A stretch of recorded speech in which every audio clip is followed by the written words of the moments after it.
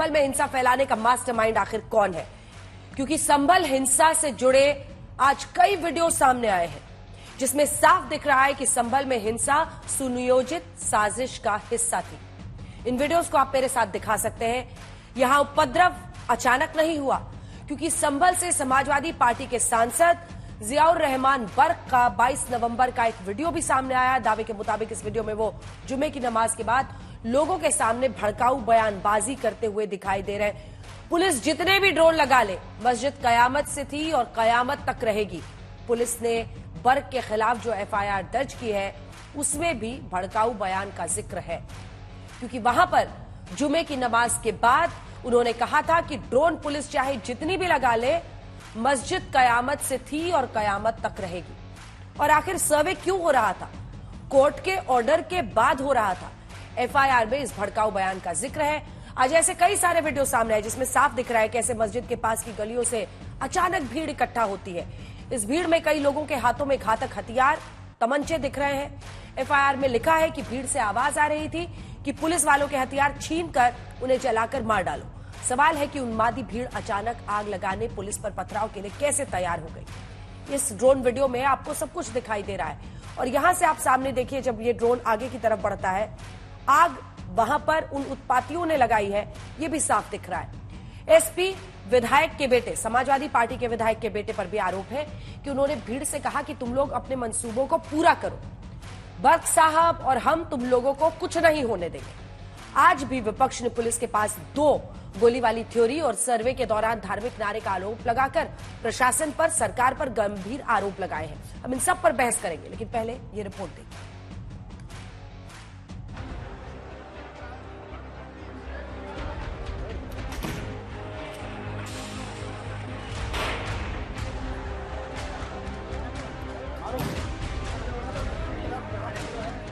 संभल हिंसा का मास्टरमाइंड कौन है? किसने संभल को सुलगाने की स्क्रिप्ट लिखी?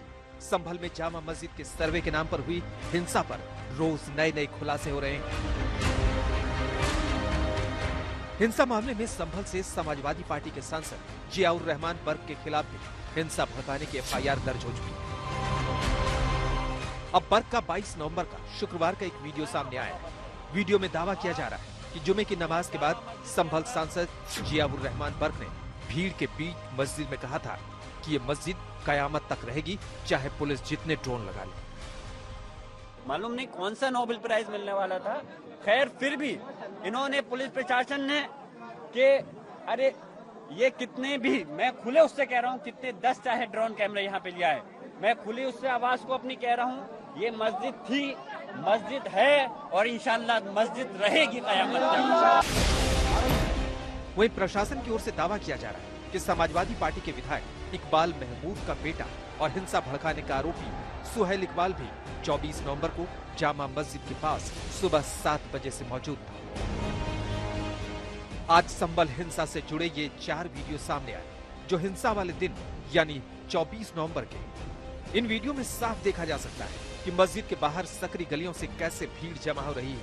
ड्रोन कैमरे से ली गई तस्वीरें बताती हैं कि कुछ ही देर में सर्वे के दौरान उन्मादी भीड़ ने हिंसा शुरू कर दी थी।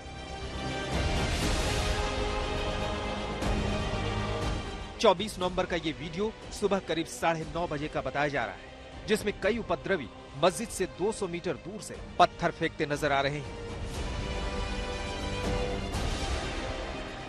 यानी हिंसा की टाइमलाइन समझने की कोशिश करेंगे तो एक चीज सामने आती दिख रही है कि हिंसा भड़कने से पहले कैसे संभल सांसद जियाउर रहमान बर्क और एसपी विधायक के बेटे सुहेल इकबाल ने भड़काऊ बयानबाजी की थी। आरोप के मुताबिक उसके बाद ही मस्जिद के बाहर जुटी भीड़ बेकाबू हो गई। जिस तरह का काम सरकार ने किया है, जानें चली गई हैं, गम के साए में कैसे उत्सव मनाया जा सकता है जहां जानें चली गई और न्याय नहीं मिल रहा है।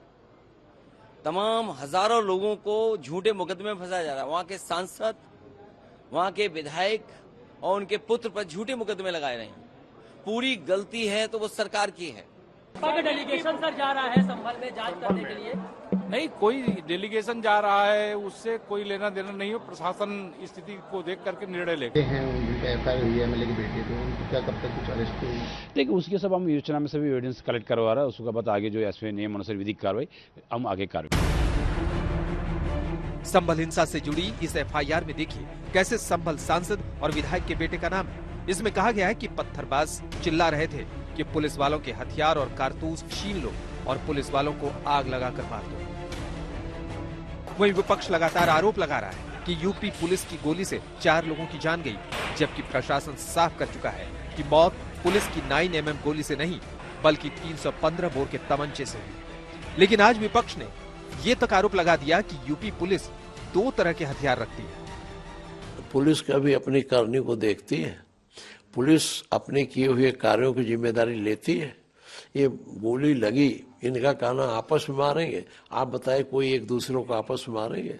तो जहां गोली चलाना होता है बहुत कम अवसर पर सरकारी असलहे चलाते नहीं, जो दूसरे प्रकार के असला रखते हैं उसी से गोली चलाते हैं। के द्वारा ये कहना है कि पुलिस के हाथ में देसी कट्टे थे जबकि ये भ्रामक ही नहीं है। हम लोगों के पास अपनी टीएसएम टीयर स्मोक म्यूनिशन बिल्कुल थे, पंप एक्शन गन थी हमारे पास जो एसआरपी के जो आरआरएफ है उनके जो असले हैं, उनके जो असले होते हैं वो थे।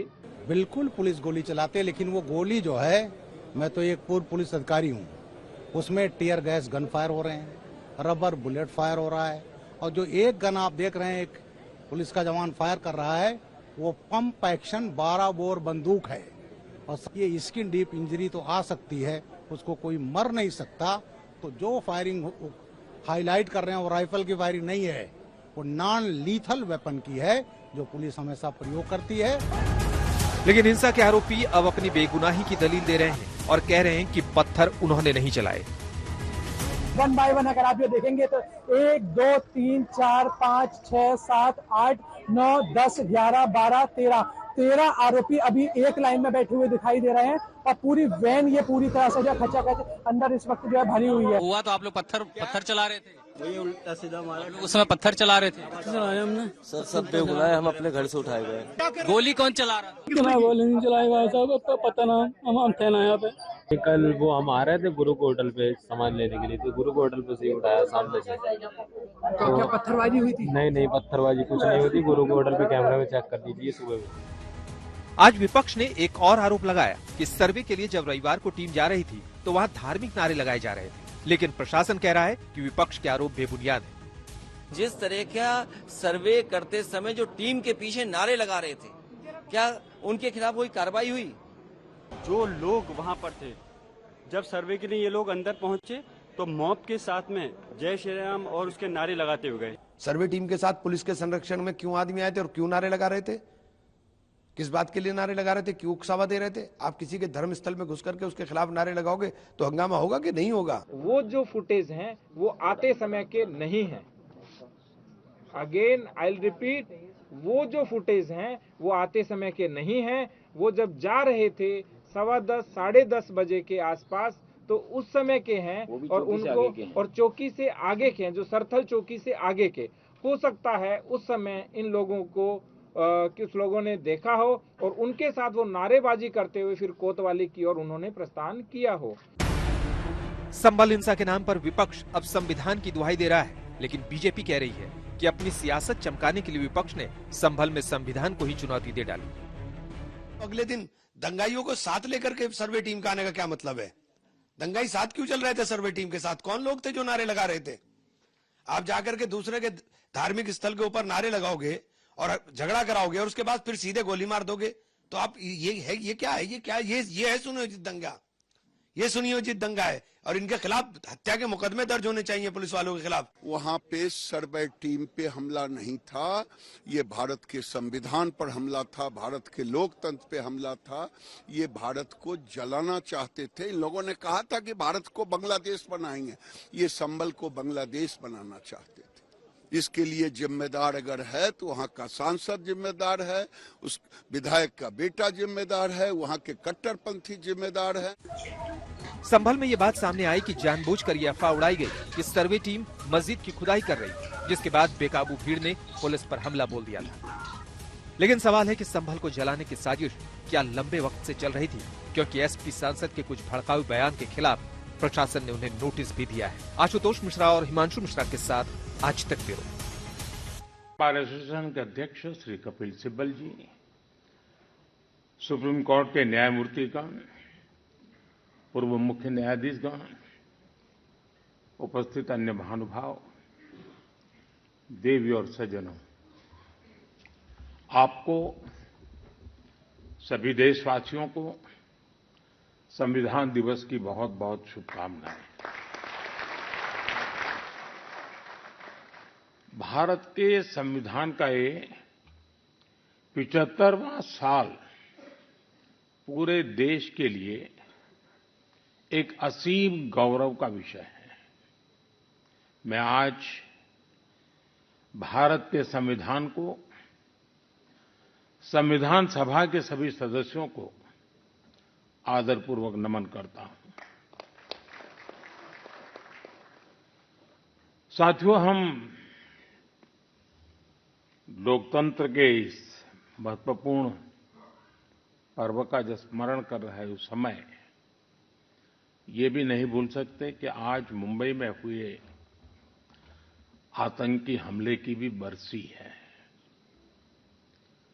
इस हमले में जिन व्यक्तियों का निधन हुआ, उन्हें मैं अपनी श्रद्धांजलि देता हूं।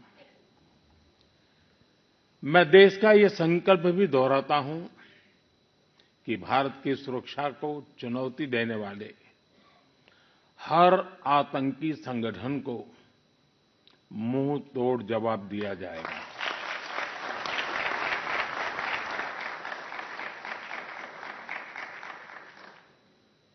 साथियों, संविधान सभा की लंबी बहस के दौरान भारत के गणतांत्रिक भविष्य पर गंभीर चर्चाएं हुई थी। आप सभी उस डिबेट से भलीभांति परिचित हैं और तब बाबा साहब आम्बेडकर ने कहा था, Constitution is not a mere lawyer's document. Its spirit is always the spirit of age. जिस स्पिरिट की बात बाबा साहब कहते थे, वो बहुत ही अहम है।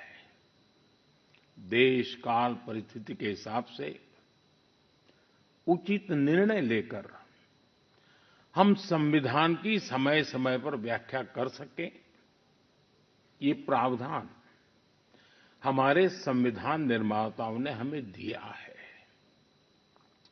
हमारे संविधान निर्माता ये जानते थे कि भारत की आकांक्षाएं, भारत के सपने समय के साथ नई ऊंचाई पर पहुंचेंगे। वो जानते थे कि आजाद भारत की और भारत के नागरिकों की जरूरतें बदलेगी, चुनौतियां बदलेगी।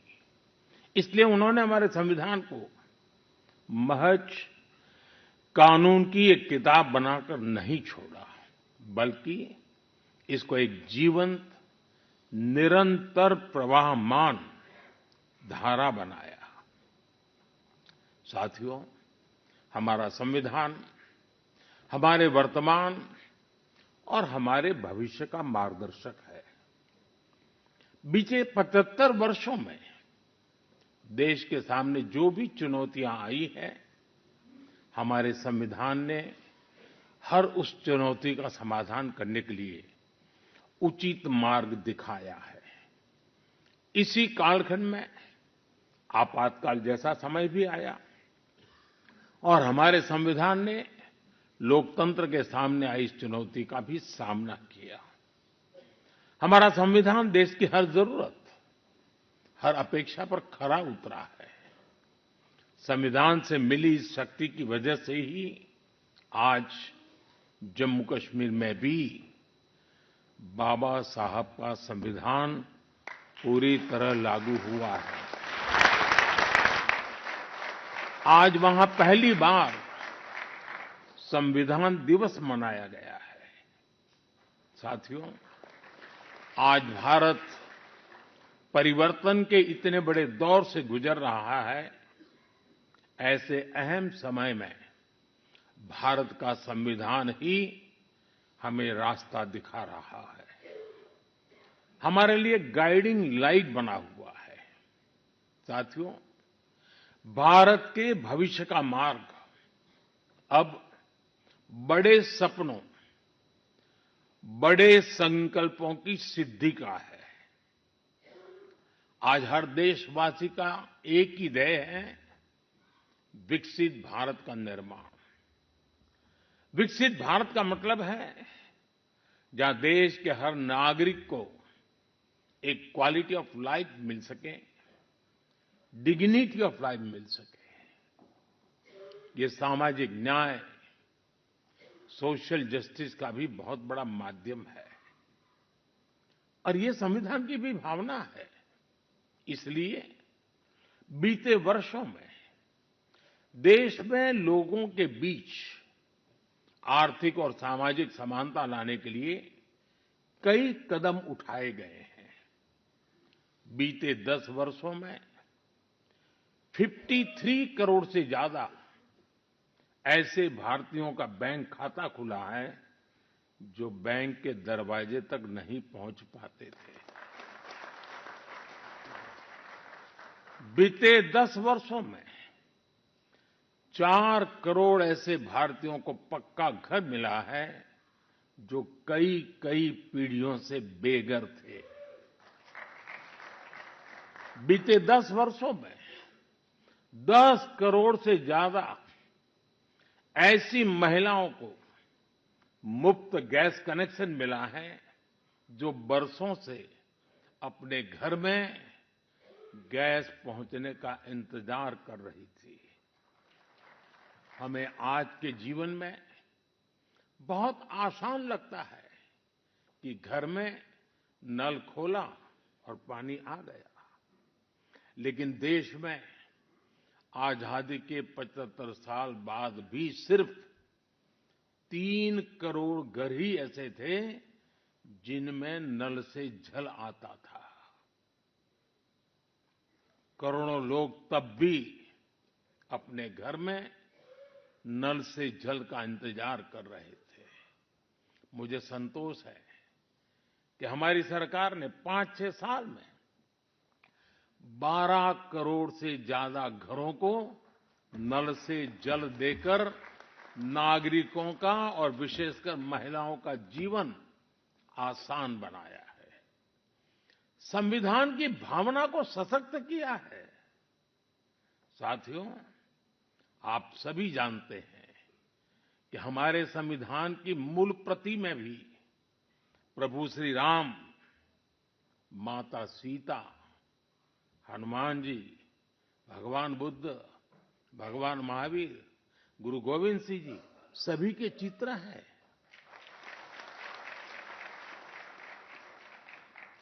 भारत की संस्कृति के प्रतीक इन चित्रों को संविधान में इसलिए स्थान दिया गया ताकि वो हमें मानवीय मूल्यों के प्रति सजग करते रहे। ये मानवीय मूल्य आज के भारत की नीतियों और निर्णयों का आधार है। भारतीयों को त्वरित न्याय मिले, इसके लिए नई न्याय संहिता लागू की गई है। दंड आधारित व्यवस्था अब न्याय आधारित व्यवस्था में बदल चुकी है। महिलाओं की राजनीतिक भागीदारी बढ़ाने के लिए नारी शक्ति बंधन अधिनियम का ऐतिहासिक निर्णय हुआ है। हमने थर्ड जेंडर को उनकी पहचान और उनका हक दिलाने के लिए भी कदम उठाए हैं। हमने दिव्यांग जनों के जीवन को आसान बनाने के लिए भी व्यवस्थाएं बनाई हैं। साथियों, आज देश का बहुत ज्यादा जोर देश के नागरिकों की ईज ऑफ लिविंग पर है। एक समय था जब पेंशन पाने वाले सीनियर सिटीजन्स को बैंक में जाकर साबित करना होता था कि वो जीवित है। आज सीनियर सिटीजन्स को घर बैठे ही डिजिटल लाइफ सर्टिफिकेट्स की सुविधा मिल रही है। करीब करीब 1.5 करोड़ सीनियर सिटीजन्स अब तक इस सुविधा का लाभ उठा चुके हैं। आज भारत वो देश है जो हर गरीब परिवार को 5 लाख रुपए तक के मुफ्त इलाज की सुविधा देता है। आज भारत वो देश है जो 70 वर्ष से ऊपर के हर बुजुर्ग को फ्री हेल्थ केयर की सुविधा देता है। देश के हजारों जन औषधि केंद्रों पर आज 80% डिस्काउंट पर सस्ती दवाइयां मिल रही हैं। एक समय में हमारे देश में इम्यूनाइजेशन की कवरेज भी 60% से भी कम थी। करोड़ों बच्चे हर साल टीकाकरण से छूट जाते थे। आज मुझे संतोष है कि अब मिशन इंद्रधनुष की वजह से भारत में इम्यूनाइजेशन की कवरेज 100% पहुंच रही है। आज दूर सुदूर के गांवों में भी समय पर बच्चों का टीकाकरण हो पा रहा है। इन प्रयासों ने गरीबों की, मध्यम वर्ग की बहुत बड़ी चिंता कम की है। साथियों, आज देश में कैसे काम हो रहा है उसका एक उदाहरण एस्पिरेशनल डिस्ट्रिक्ट अभियान भी है। देश के 100 से अधिक ऐसे जिले जिन्हें पिछड़ा कहा जाता था, हमने उन्हें एस्पिरेशनल डिस्ट्रिक्ट माना और वहां हर पैरामीटर में विकास की गति तेज की गई है। आज देश के अनेक एस्पिरेशनल डिस्ट्रिक्ट दूसरे जिलों से बहुत बेहतर कर रहे हैं। अब इसी मॉडल के आधार पर हमने एस्पिरेशनल ब्लॉक प्रोग्राम भी शुरू किया है। साथियों, लोगों की रोजमर्रा की जिंदगी से परेशानियां खत्म करने पर भी आज देश का बहुत ज्यादा जोर है। कुछ साल पहले तक भारत में 2.5 करोड़ घर ऐसे थे जो शाम होते ही अंधेरे में डूब जाते थे। उन घरों में बिजली कनेक्शन ही नहीं था। सबको बिजली का मुफ्त कनेक्शन देकर देश ने उनके जीवन को रोशन कर दिया है। बीते वर्षों में दूर सुदूर इलाकों में भी हजारों की संख्या में मोबाइल टावर्स लगाए गए हैं ताकि लोगों को 4G, 5G कनेक्टिविटी मिलती रहे। पहले कभी आप अंडमान या लक्षद्वीप जाते थे तो वहां ब्रॉडबैंड कनेक्टिविटी नहीं मिलती थी। आज अंडर वाटर ऑप्टिकल फाइबर ने ऐसे द्वीपों तक भी अच्छी स्पीड वाला इंटरनेट पहुंचा दिया है। हमारे यहां गांव के घरों, गांव की जमीन से जुड़े कितने विवाद होते रहे हैं, ये भी हम भली-भांति जानते हैं। पूरी दुनिया में विकसित देशों के सामने भी लैंड रिकॉर्ड एक बहुत बड़ा चैलेंज रहा है, लेकिन आज का भारत इसमें भी लीड ले रहा है। पीएम स्वामित्व योजना के तहत आज गांव के घरों की ड्रोन मैपिंग की जा रही है और लीगल डॉक्यूमेंट इश्यू किए जा रहे हैं। साथियों, देश के विकास के लिए आधुनिक इंफ्रास्ट्रक्चर का तेज निर्माण भी उतना ही जरूरी है। इंफ्रास्ट्रक्चर के प्रोजेक्ट समय पर पूरे होने से देश का धन भी बचता है और प्रोजेक्ट भी, उसकी उपयोगिता भी बहुत बढ़ जाती है। इसी सोच के साथ प्रगति नाम से एक प्लेटफॉर्म बनाया गया है जिसमें इंफ्रा प्रोजेक्ट्स का रेगुलर रिव्यू होता है और इनमें से कुछ प्रोजेक्ट्स तो ऐसे होते जो 30, 40 साल से पेंडिंग थे। मैं खुद इसकी मीटिंग को चेयर करता हूं। आपको जानकर अच्छा लगेगा कि अभी तक 18 लाख करोड़ रुपए के ऐसे प्रोजेक्ट्स को रिव्यू करके उनके सामने की अड़चनों को दूर किया जा चुका है। समय पर पूरे हो रहे प्रोजेक्ट्स लोगों के जीवन पर बहुत सकारात्मक प्रभाव डाल रहे हैं। देश में हो रहे ये प्रयास देश की प्रगति को भी गति दे रहे हैं और संविधान की मूल भावना को भी सशक्त कर रहे हैं। साथियों, मैं अपनी बात डॉक्टर राजेंद्र प्रसाद जी के शब्दों के साथ समाप्त करना चाहूंगा। 26 नवंबर आज के ही दिन 1949 में संविधान सभा में अपने समापन भाषण में डॉक्टर राजेंद्र प्रसाद जी ने कहा था, भारत को आज ईमानदार लोगों के एक समूह से ज्यादा कुछ नहीं चाहिए जो अपने हितों से आगे देश का हित रखेंगे। नेशन फर्स्ट, राष्ट्र सर्वप्रथम की यही भावना भारत के संविधान को आने वाली कई सदियों तक जीवंत बनाए रखेगी। मैं संविधान ने मुझे जो काम दिया है, मैंने उसी मर्यादा में रहने का प्रयास किया है। मैंने कोई एंक्रोचमेंट की कोशिश नहीं की है, क्योंकि संविधान ने मुझे वो काम कहा, इसलिए मैंने अपनी मर्यादाओं को संभालते हुए अपनी बात को रखा है। यहां तो इशारा ही करना होता है, ज्यादा कुछ कहने की जरूरत नहीं होती है। बहुत बहुत धन्यवाद।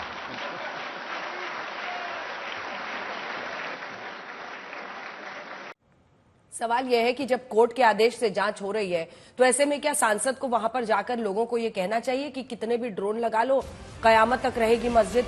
धार्मिक उन्माद किस वजह से फैला, अब इसी पर नजर है। ये एक के बाद एक संभल हिंसा का हैरान करने वाला वीडियो सामने आ रहा है, वो आपको दिखाएंगे।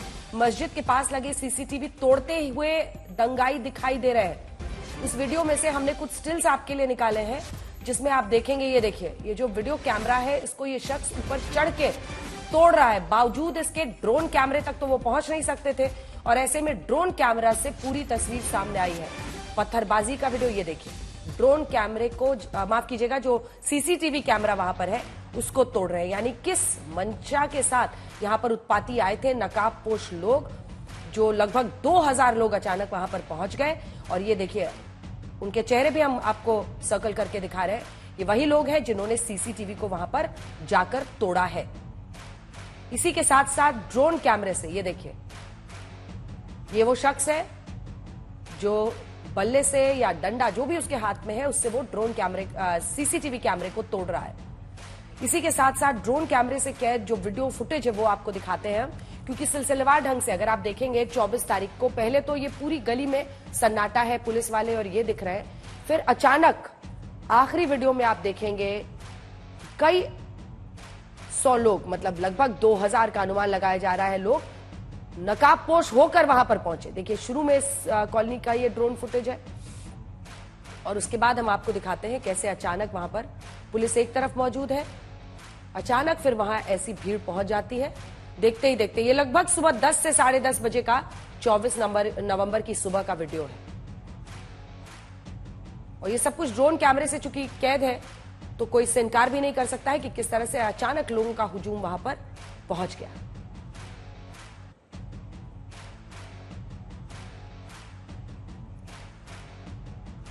ये देखिए, इस वीडियो में जब आप देखते हैं गली से ड्रोन कैमरा आगे बढ़ रहा है तो पुलिस वाले आपको दिखाई दे रहे हैं, और सामने आगजनी उन्होंने आग के हवाले गाड़ी को वहां पर कर दिया है। एक बार फिर से आपको दिखाते हैं सीसीटीवी को तोड़ने की जो तस्वीर है, यानी प्रमाण भी वहां पर नहीं छोड़ रहे थे, क्योंकि उन्हें पता था कि जिस तरह का काम वो कर रहे हैं उसकी वजह से कानूनी कार्रवाई उन पर हो सकती है। ऐसे में उनका टारगेट था कि सबसे पहले जो सीसीटीवी वहां पर मौजूद है उस सीसीटीवी को तोड़ दिया जाए।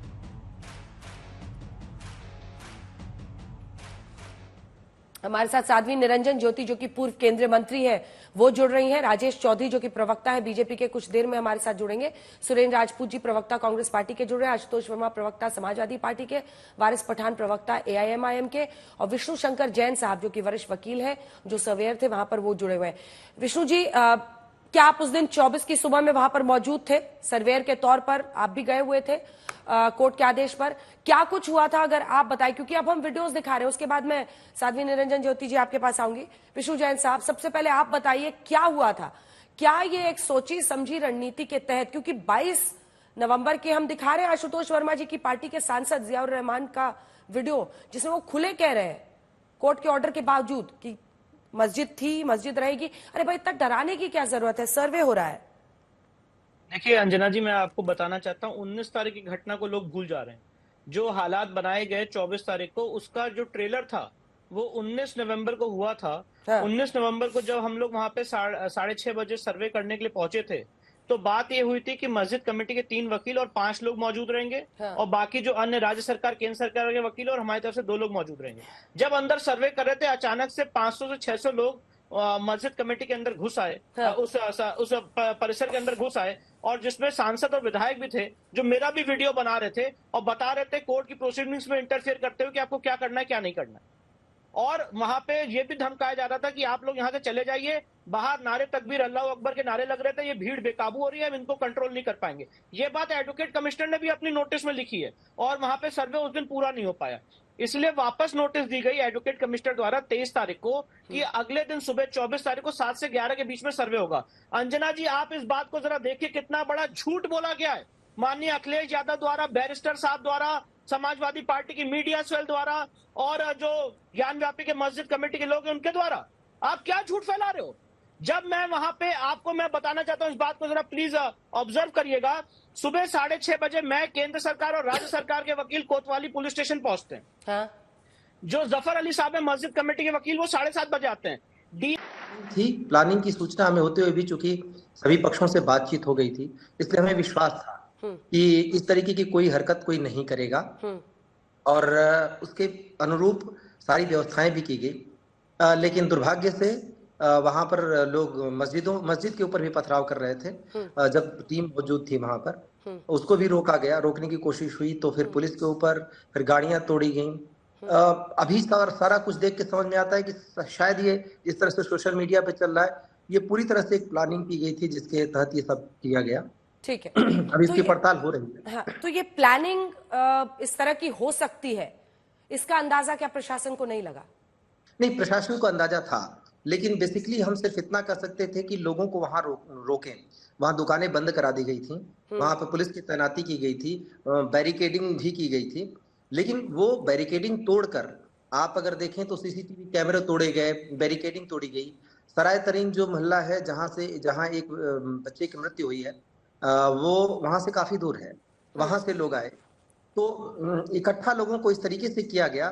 संभवतः इन लोगों ने जो प्लानिंग की, अभी हम उसकी भी पड़ताल कर रहे हैं कि हम कहाँ पे हम उन चीजों को रोक पाने में सफल हुए असफल हुए, पर हमने अपनी तरफ से रोकने के लिए सिर्फ एक ही चीज कर सकते थे, बल प्रयोग।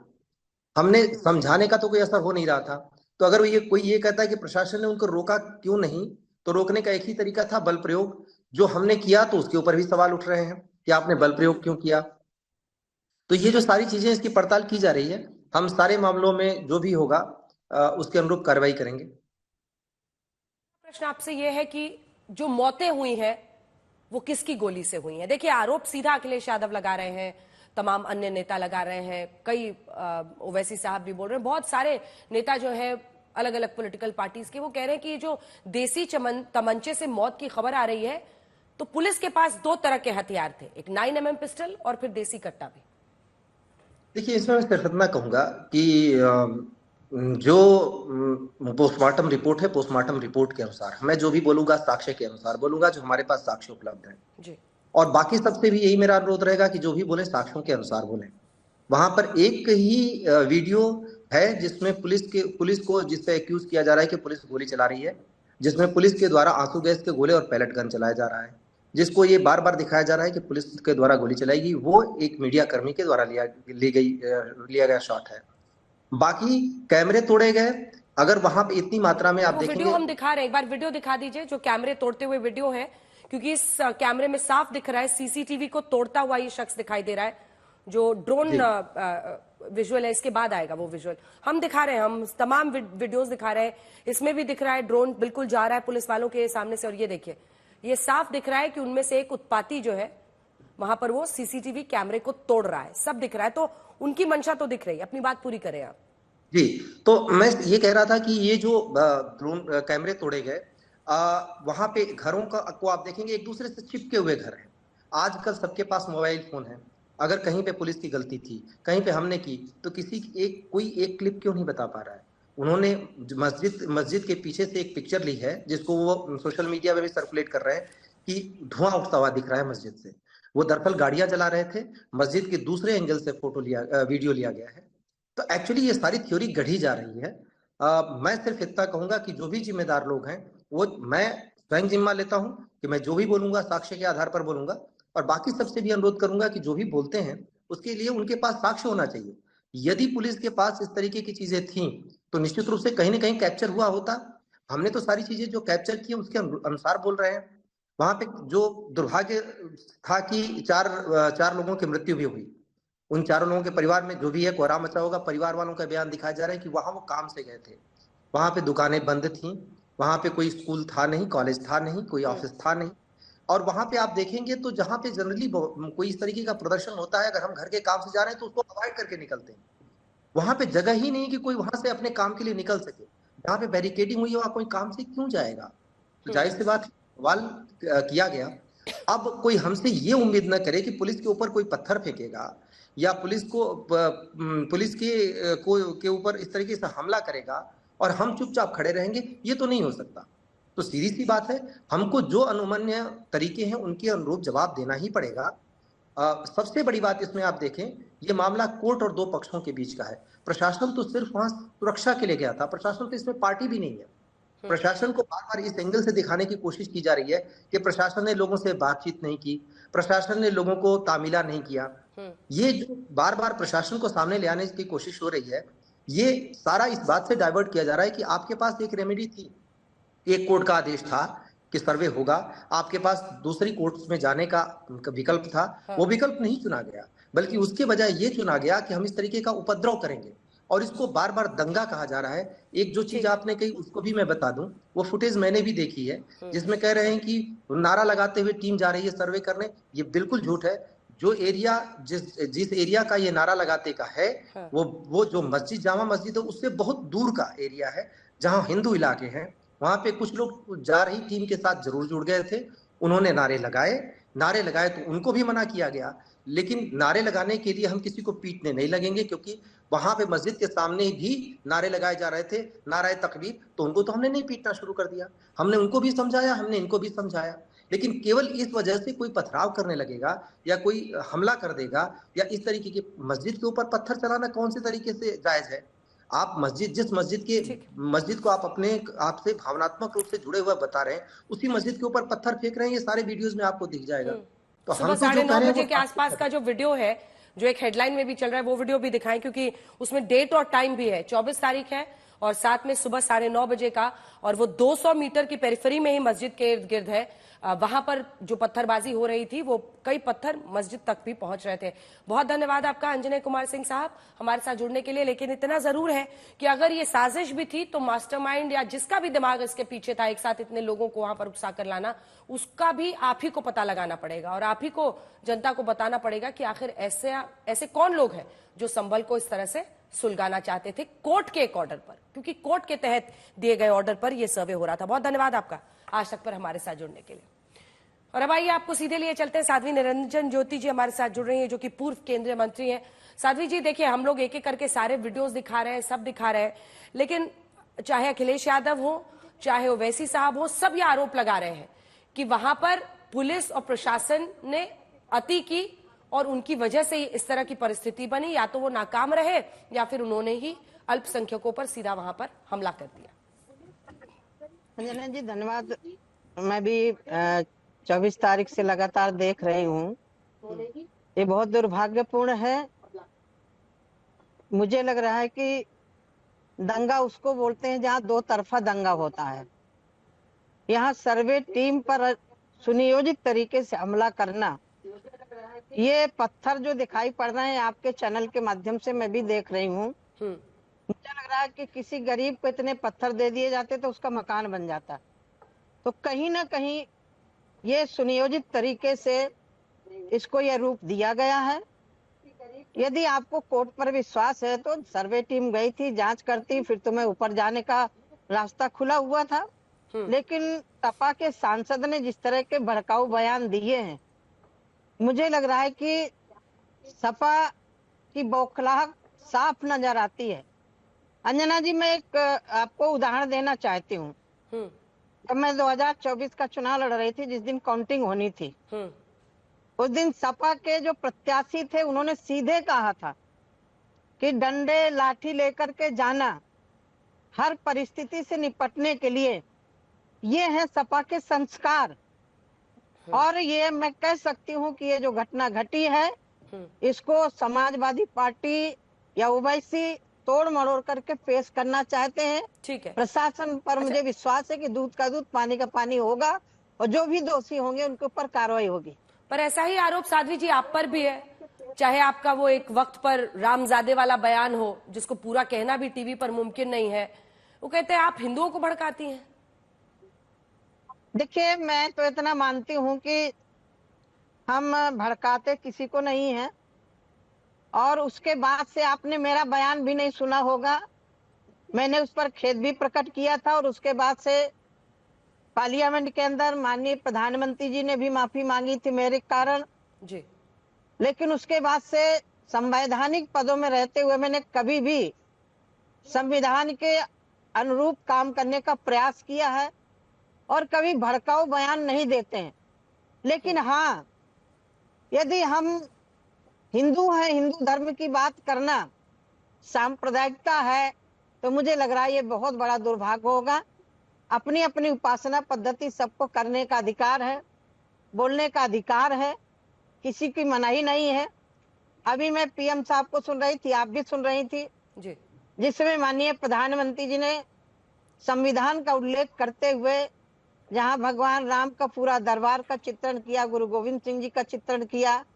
ये भारत विविधताओं से भरा हुआ है, विविध पूजा पद्धतियां हैं, लेकिन ये जो सुनियोजित तरीके से संभल में हुआ है, मैं इसको सीधे कह सकती हूँ कि समाजवादी पार्टी की हार की बौखलाहट है।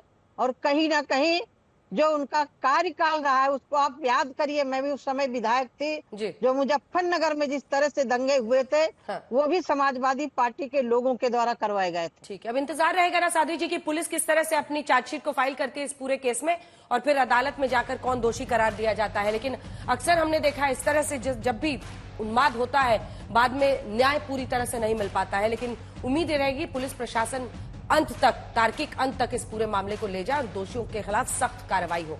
जान गई है लोगों